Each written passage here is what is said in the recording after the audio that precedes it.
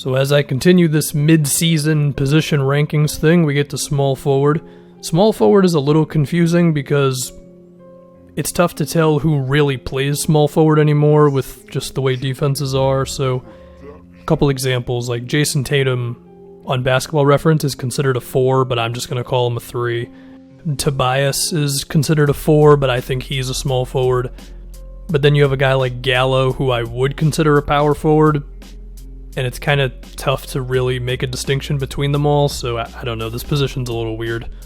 But if we start with number 10, actually before that, I do want to say, from number 10 to about number 5 or so, I don't think there's a big gap in between the dudes, so I might have someone at number 9 and then someone at 5, but they're effectively just as good as each other this year, in my opinion, so yeah, I guess a couple of dudes who I thought could have made number 10 first. I was mainly looking at Gordon Hayward, Robert Covington, Andrew Wiggins. I think Wiggins has dipped back down into pretty close to mediocre Wiggins territory lately.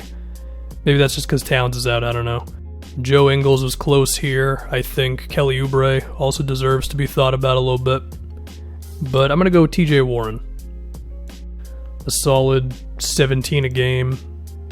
Pretty damn efficient across the board. His three-point shooting has held up pretty well, and Indiana's been good, and they've been better than I thought they were going to be this far into the season without Oladipo and dealing with the Turner-Sabonis thing, and I think TJ has been pretty damn good. I'm going to go Chris Middleton next. Continues to be solid, 19 points a game. Three-point shooting, defense, fitting into the Milwaukee Bucks thing, as they are currently on, I believe, a 70-win pace.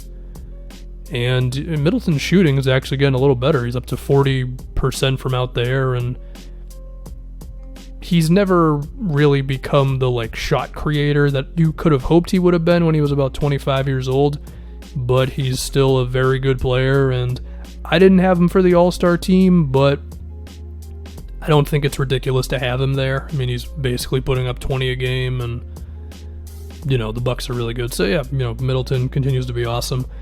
Tobias Harris next, although Tobias and Middleton, you could argue they're kind of tied. I mean, Tobias's numbers are not really far off from Middleton's, pretty much across the board. His efficiency has been there. I mean, his threes are a little down compared to Middleton's, but he's still been pretty vital for Philadelphia. I think an interesting thing with Tobias is he continues to not turn the ball over kind of at all. Granted, he's not a big playmaker, but still, for a guy with a usage rate of about 24%, his turnover percentage is pretty low, and he's not just a stationary guy for Philly. He goes off the dribble and stuff. Basketball Reference tells me he's their power forward, but, it's one of those things where it's like, who the hell actually plays small forward? I don't know. So I'm just considering Tobias to be a 3.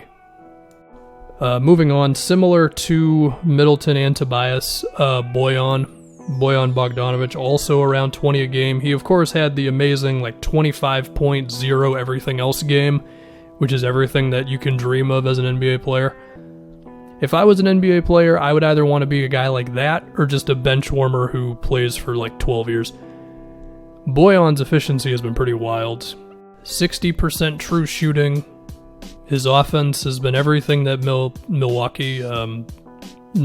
Utah could have asked for. It's going to be interesting to see once Mike Conley comes back how all that fits. But for what Utah was hoping to get with Bojan, they're getting everything that they could have asked for. I mean, he's shooting over 40% on 7 threes a game. Can do some stuff off the dribble. A nice little thing with Bojan, 2 assists and 2.8 turnovers a game. That's always fun. The dude's out there pretty much to shoot, but he does it at a very, very good level, so therefore he's still a pretty big positive for Utah. Next, we're going to go Jason Tatum. His efficiency, it's similar to Wiggins. It's a 53% true shooting. His threes have been up. His free throws are better, but he's just missed a lot of shots at the rim. But the reason I'm having Tatum here is because of his defense. I don't know if he's second team all defense. I mean, the forward position, even with Isaac being out for a while, was probably still pretty loaded there.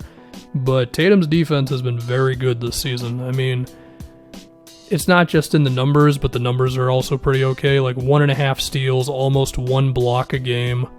And I don't think it's rocket science in how he's doing it. It's just he's fundamentally sound. He does what he's supposed to do, and he relies on his length and athleticism to stay in front of guys and recover well. And there you go. I mean, I think he's been a very good two-way player.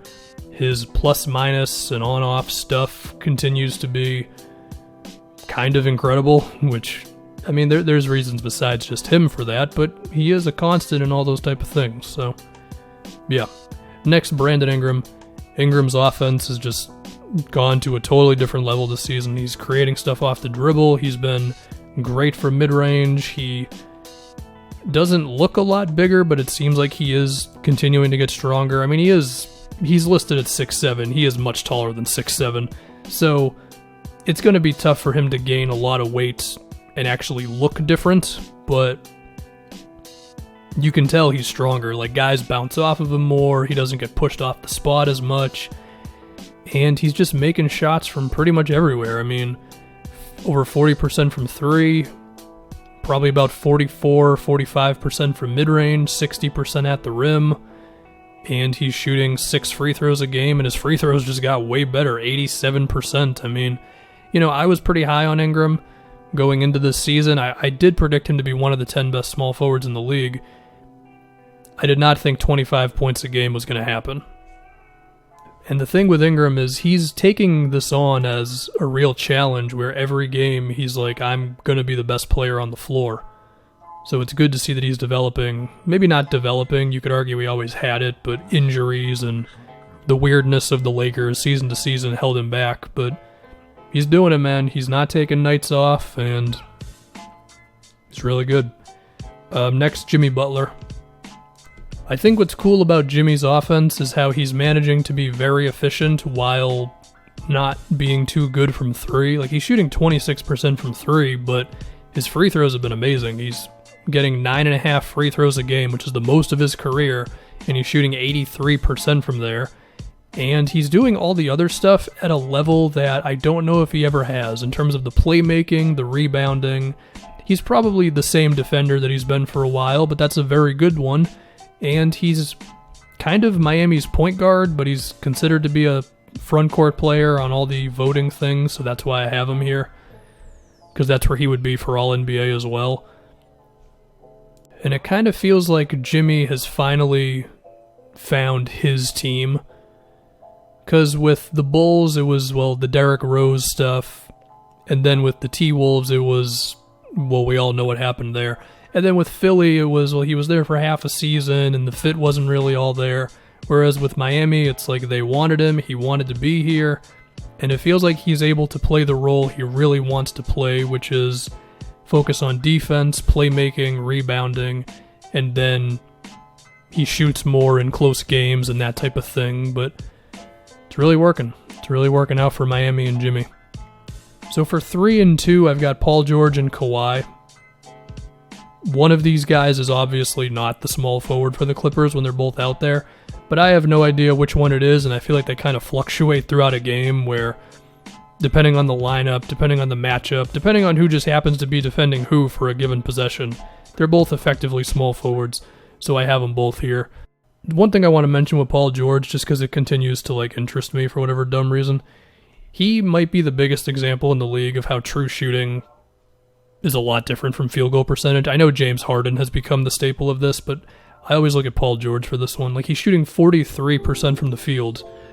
Not that good, but he's amazing on threes and free throws, and as a result, his true shooting is 59% or something, and 60 is considered great. So, yeah, it's always a nice little stat. Him, Kyle Lowry, and Damian Lillard are 3 big examples for that stat. Number 1's LeBron. For obvious reasons. I mean, best player ever. Best passer. Arguably best team. His defense is better.